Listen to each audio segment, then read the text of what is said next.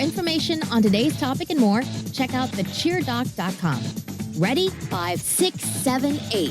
So guys, welcome back to the Cheer Experience. I am super excited to bring a special edition of our podcast today. I'm a big fan of coaches. I've always looked up to good coaches, and I've been fortunate enough to have good coaches throughout my life, whether it be with sports, whether it be with business, whether it be with furthering education. And with me today, which I hope is not going to be a one-time thing, is actually one of my mentors. He's probably going to shake his head no, as he does every time I say, one of the smartest people that I have ever met, and I'm not the only one that says that. Dr. Nick Askey. He's my mentor, now my partner in practice. I learn from him every single day, and I wanted to bring him on because our question for the week came from one of our cheer athletes who is recovering from a broken arm. She sent us an x-ray of her initial injury, also sent us a follow-up x-ray, and her biggest issue is return to sport. And so I wanted to bring Dr. Askey on with us. Dr. Askey also has a website and an online resource very similar to CheerDoc, but outside of cheer. It's more of a general movement prep and rehab, prehab type platform called brokentounbroken.com. You can check out a lot of his stuff there. But I wanted to bring Dr. Askey on as an expert in not only general health, wellness, prehab, rehab, but also as an expert in sports performance. He's a former collegiate hockey player, currently just took up jiu-jitsu, so he understands injuries pretty well so far. I've had more to learn from in the last 3 weeks. I've kind of picked up my frequency of being hurt. Still move like Bambi on ice on the mats. You couldn't get me on a jiu-jitsu mat. I've got enough injuries from cheerleading and CrossFit. No, don't say that.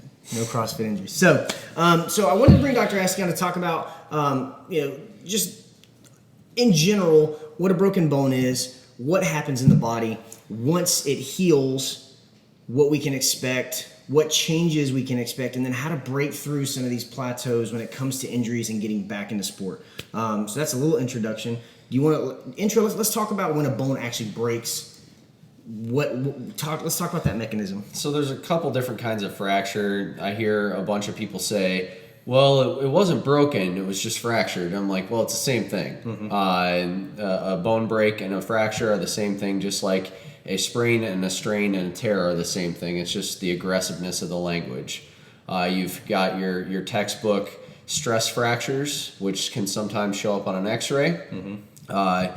You can get what we call a green stick fracture, which a lot of your younger cheer athletes would suffer from because young bones are super bendy and they tend to splinter rather than break, kind of like a green twig rather than a dead branch. Mm-hmm. So they look a lot different. They heal a lot differently. They involve different parts of the bone. So your textbook fractures where you look at on the x-ray and the bone, you don't need more than the second grade education to figure out if the bone is broken or not. You have some displacement. A lot of those are surgical, where they either put some hardware and screws in, and sometimes you have the option to remove the hardware depending on where it's at, or sometimes you need to leave it in to remain stable at the fracture site. Right, and we looked at the x-rays that this athlete sent us. One of the things that we hear a lot about, especially with young athletes that we want to address, is growth plate fractures. Luckily for this athlete, we didn't have a growth plate fracture. Fracture was right in the middle of her two forearm bones. So when it comes to longevity and health and healing of this area, we're not too concerned that she's going to have limb changes or limb length changes, stability issues down the road, and things like that. No, when it's right in the middle, you could have some issues with getting elbow rotation and wrist range of motion back for tumbling. Mm-hmm. But with that area, you just need to make sure that it's nice and healed, because those two bones take a lot of load, about 15 to 20 times the weight of the body when you do a tumbling pass. Right, and we think about the anatomy of the arm, the shoulder, the forearm. I mean, these structures aren't designed by nature to bear weight anyway. They're supposed to be for dexterity, reaching, and things like that. So now we think about, we're taking a structure that's not designed to bear load, and we're loading it with multiple times body weight. We have to really make sure that when we're recovering from an injury like that we truly are ready to come back to sport. And you do need to progressively load it to where when you come back from an injury and you're maybe scared to move, you may be scared to do it, the first thing I wouldn't recommend is to go do a crazy tumbling pass the first time you walk in the gym. Because if it hurts, it's really going to mess with your head. You could injure the area. So you want to start with progressively loading the forearm, and we should probably take a time out. Like, all right, we know it's a real scenario, but this shouldn't be medical advice without an exam. Right. But I would start someone in this athlete's situation off with just like some push-up plank holds to load the bone through the length of it without a lot of dynamic motion, or high ballistic load like a tumbling pass. Mm-hmm. And then you can start off with, all right, let's go inverted and maybe do some handstand work. Mm-hmm. You start off with very slow, lower load stuff, and you work up to more movement, and then you add more of the sport-specific things. Absolutely. And the other thing about this specific area of the body, for those that aren't super in-depth with their knowledge in anatomy, when we think about something like one of the leg bone, like the thigh bone or our upper arm bone, we're talking about one bone. It's just one sturdy structure that really takes load axially or along the axis or the length of the bone, versus the area where we have this fracture, we have two bones that actually rotate around each other with movement, especially when we're looking at tumbling. There's a lot of wrist rotation. So we have to think about, not only are we just wanting to load it along the full length of the bone, but also that rotational aspect as well. Yeah, and when Travis is talking about axial loading, that's almost like compressing a spring. Whereas the other loads that you get put on are some of the lateral loading, where it's almost like bending the spring from the side. Absolutely. So the bone has to be able to withstand both of those, and these bones are smaller than those in the leg. Mm-hmm. They do take longer to heal than a toe. Mm-hmm. Like if you break a toe, 4 to 6 weeks, you're good. But the radius and the ulna, which are the two bones we're talking about, anywhere from 3 to 6 months it takes for full bone healing. Mm-hmm. And it's really important too, when you're looking at returning to play. You absolutely should be having follow-up imaging to ensure that even though you feel good, that the bones are actually healing. It's amazing how many people rely on pain as an indicator of function. And I broke my hand, and 3 days later, I had no pain. And you would have never known. The swelling was already coming down, and everything was fine. You would have thought that it was healed, but clearly it wasn't.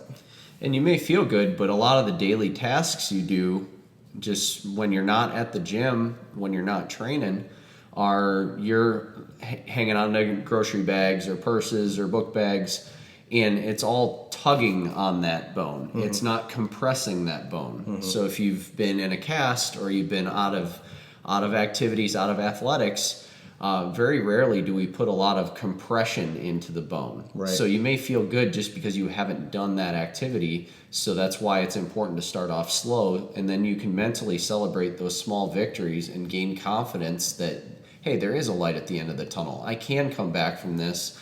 I don't need to cash the whole next season out. Mm-hmm. And there is a process of getting those physical, kind of winning those small physical battles, but also celebrating those small mental victories as well. Absolutely. And the cool thing about cheer is that, even though we look at it as at least from the competitive standpoint, we say, okay, it's a routine. We break that routine down. There are many different activities throughout that routine that you can continue to make progress with, so that when time comes that we're ready to add this back in, we're not trying to recondition from the ground up. We're simply just trying to reintegrate one piece of our anatomy back into the party, and it should catch on based on muscle memory and things like that. If we've kept everything else up, we should have faster return to sport without getting too crazy into neurology and all the sciencey kind of boring stuff. Talk a little bit about some of that, like crisscross where we activate one side, the brain we tend to see better healing on the other? So they've done some studies with post-surgical patients and fracture patients to where, let's say this fracture is on the left arm. Mm-hmm. If you were to just basically, when you're watching TV or studying and you just squeeze a tennis ball, or you use some silly putty or some power putty, which is specifically made for climbers for grip strength, and you're just gripping that with your right side, which is your uninjured side, there are some crossing areas in the brain that you will get 25% of the benefit of strength gains purely because you're neurologically stimulating those pathways, and there's some spillover to the other side. So if you didn't do that, you would be 25% behind the curve than somebody who did do that, and they're maintaining the strength in their other side. Mm-hmm.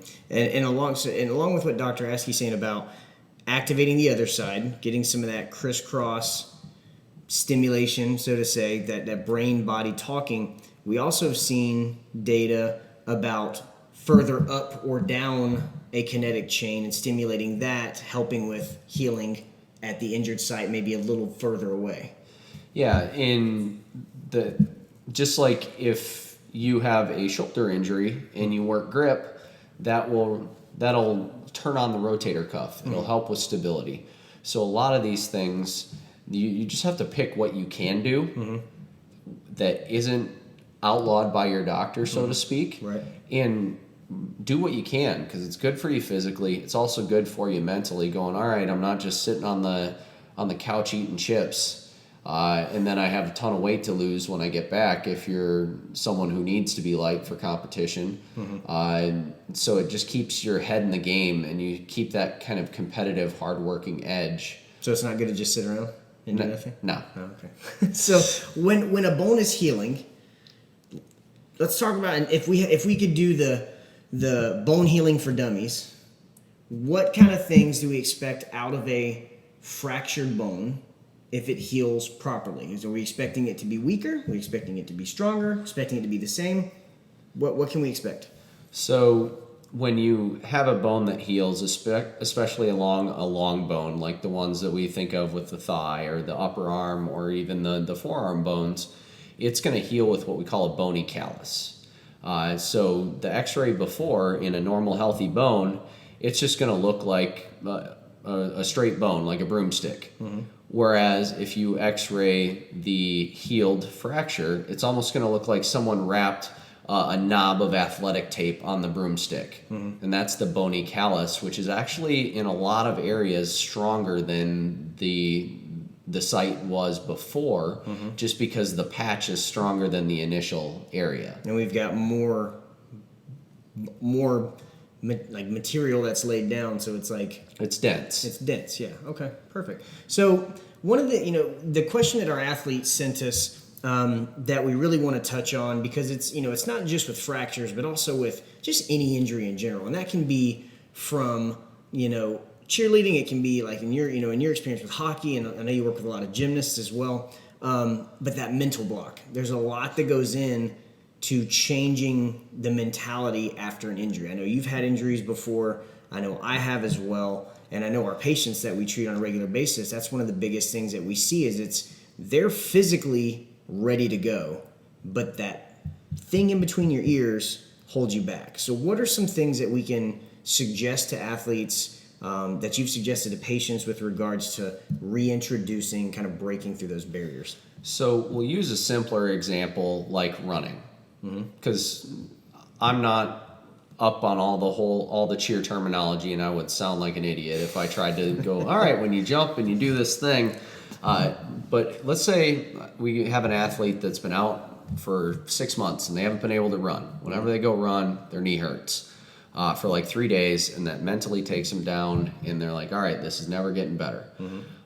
We start them off with short interval runs. So instead of them just running till it hurts, it's like, all right, you're going to go for 4 runs, and they're only going to be 100 yards. You're not going to push past what you would for like a 5K pace, and you're not going to do more than 4. Even if it doesn't hurt, no more than 4. Okay. And if you have sharp shooting, stabbing, radiating, or nerve pain during the activity, we shut it down. Okay. And then you got to pay attention to hangover pain the morning after.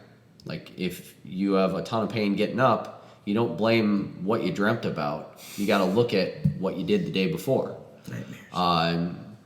So that is a big thing that we pay attention to, and that we don't work out on consecutive days, because we got to give the body a day to recover. And if we have success with those 4 intervals, then we can add one. Okay. And we gradually go up from there, because if you just let someone run, they're going to run until it hurts, and they're like, it's not gone, it's still there. The famous words. Yeah. It's still there. So similar to a gymnast or a cheer athlete getting back to competition, like we talked about before. Like, all right, let's load this thing with a push-up plank. And then with someone with your experience in coordinating with coaches, like, all right, this skill really scares me. So how do we break that skill down into its component parts and kind of trick your brain into, all right, you just did that. Right. But it wasn't scaring you, almost like when you go to get a shot from your pediatrician or your doctor, and the nurse is just kind of distracting you. Right. And they give you the shot and you don't even realize it because they're distracting you. Exactly. We need to come up with ways to be creative and resourceful to kind of distract you and get you out of your own head so that you can do that activity. And then you're like, whoa, I just kind of did that. I was just kind of laying on my back instead, or I did it on a tumble track instead of a hard floor. And I think I can do this. Yeah, no, that's a great point. And there's one thing that Dr. Askey mentioned that I want to really just take a step back and rehash, is if you're unsure of what things you can do and you're working back from an injury, sit down with your coach, sit down with your doctor, your athletic trainer if you have one with your program, and really work through a list of things you can do and talk about, what am I, and I'm going to steal something from you that I learned that I love, and I've used it with patients in the office, is a green light, yellow light, red light system. And it's, if you can do this activity during a warm-up, everything feels great, good to go. We can do it during practice, competition, things like that. If we have a movement that we do, let's say if we're dealing with a hamstring, during warm-ups, toe touches feel okay, stretches feel okay, green light, right? Let's say if we get into warm-ups for stretching, everything feels okay, but we get into doing jump sequence and it starts to bug us. Then we have More of a yellow. We have a yellow, right? So we'd back up, or we'd have a replacement for that movement. And then red, which I know is the one you like the most, right? Is if it hurts during warm-up. Yeah, then you're probably not going to do awesome on the floor. So let's nix that one until we can get it to at least a yellow or back to green. No, it's fantastic. So one of the other things that I know is easy in the cheer world, it's easy in the gymnastics world. I know with some of the other sports, I'm not 100% sure, because I know when it comes to skill, with most sports, there's not a skill progression, because you either do it or you don't, and then when you can't do it, you just learn to do it better. But with cheer and tumbling, you do a bridge before you do a walkover. You do a walkover before you do a handspring. So with regards to cheer, one of the recommendations that I've had for this athlete that we spoke with was, even if it feels like it's beneath you, go back, start at ground zero, start with a bridge. Hold a bridge. When that's comfortable, try a back walkover. When the back walkover is 100% comfortable, you could do it in your sleep, then progress. And it's valuable, and it's definitely something that your athletes have in their corner if the sport has those progressions built into it. But if you have a traumatic sport like rugby or hockey, you can't really predict when you're going to get punched in the face or slammed into the boards, and you have to be a little bit more firm in your recommendations on sports like that. Right. But if you can break the skills down of, okay, what did you do when you were 8 if you're 15 in the gym? What did you do 3 years ago to build this skill up? Because it's probably less of a load on the arm. Right. So how do we kind of rebuild you back? And you're going to go through those steps a lot faster because you have the neurological skills. You have the confidence that you have done this in the past. It's just the bone is the slow buffalo in the herd right now, and we need to go slowly and load that progressively to make sure that we don't overload it and then you're out again. Absolutely. And I think one of the biggest things that when it comes to that, we think about what you mentioned before, it's almost like it's the next phase of that graded reintroduction, right? So we want to be able to do a plank or a push-up, and then we can do a handstand. Well, what's next? Starting to get inverted with movement. I mean, that makes sense that would be our next progression. And I don't know if you guys can hear that. That's our guard dog. Nissan's a giant Great Dane. He's our house pig. He wants to be on the show with us. But I think one of the biggest things that we have to really put aside is pride. I mean, that's one of the hardest things for athletes to do, is to think, I used to be able to do this, and I just don't want to go back that far. Yeah, you can't be Uncle Rico. You can't go, Back in if you 82. put me there in 82, it could have thrown the pigskin clear over those mountains. It's throw a pigskin a quarter mile. Yeah, you have to check your ego, especially when you're rehabbing from an injury. You're going to get back to where you were before, but ego and pride hurt more people than help them. That's true. It doesn't make you any friends. Yep. It also doesn't help your body heal any faster. Absolutely. And you think about it too, and one of the things that you hear me harp on this, and I'm going to do it until the day that I die, or until 2024, likely when it happens. But guys, we are literally we're standing on the edge of the Olympic cliff, about to dive into the pool. We are a few steps away from being considered an Olympic sport, which is going to catapult cheer further than it already is. It's one of the biggest, fastest growing sports still to date, has been steadily growing, and we have to train and treat ourselves like athletes. This is, I know this is for some a recreation, and that's fine. We respect that, and we support these athletes just as much. But if we're going to consider ourselves as athletes, if the world stage is going to consider cheer as athletes, we have to start to think and rehab and treat our body like athletes, and not just an activity that we do that, oh, well, I got an injury and we'll figure it out from there. And another thing that we have to bring up is with fracture healing, you need vitamin D, and most of us don't work naked outside, so we're deficient in vitamin D. You need to be taking a good coral calcium and some magnesium to help mineralize that bone. So nutrition is important, getting enough protein. Absolutely. That's a big thing, because your soft tissues are nothing more than protein and vitamin C. And then your bone, you need good minerals, so garbage in, garbage out.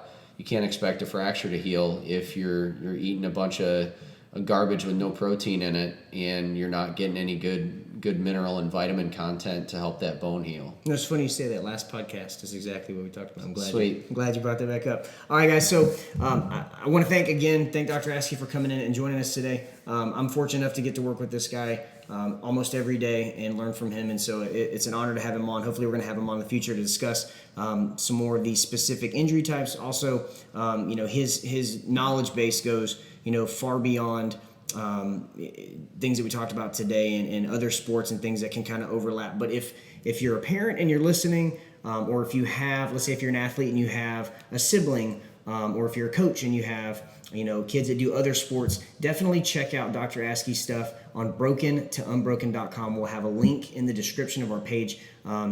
Awesome stuff. The guy has the most hilarious but relatable way to teach about injuries and thought process when it comes to. He has truly mastered simplifying injuries and simplifying things to where it makes total sense on how we rehab, how we prehab, how we get back to our exercise, so that we're not sitting there wondering what's next. Well, thanks for having me. Absolutely. All right, guys, we'll catch you on the next one. Thank you for joining us. Be sure to check out thecheerdoc.com for more content. Also, if you found the material today valuable, please subscribe, rate, and leave us a review. It's very much appreciated. Thanks for listening, and have an incredible day.